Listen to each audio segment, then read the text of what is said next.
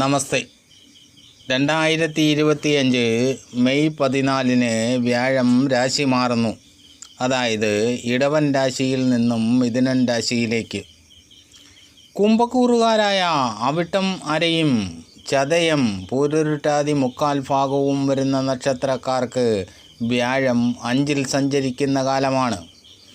വ്യാഴം 5-ൽ സഞ്ചരിക്കുന്ന കാലമായതിനാൽ മനസ്സിൽ ഉദ്ദേശിക്കുന്ന കാര്യങ്ങൾ പെട്ടെന്ന് ചെയ്തു തീർക്കുന്നതിനും സന്താനങ്ങൾക്ക് ഭാഗ്യാനുഭവങ്ങളുണ്ടാവുകയും പുതിയ ഗൃഹനിർമ്മാണത്തിന് തുടക്കം കുറിക്കുകയും പുതിയ വാഹനയോഗമുണ്ടാവുകയും ഫലമാകുന്നു. പലവിധ പദവികൾ വഹിക്കേണ്ടതായി വരികയും തൻ്റെ കഴിവിനെ മറ്റുള്ളവർ തിരിച്ചറിയുകയും ഈശ്വരവിശ്വാസം കൂടുകയും മന്ത്രതന്ത്ര കാര്യങ്ങളിൽ താൽപ്പര്യം കൂടി വരുന്ന സമയം കൂടിയാകുന്നു.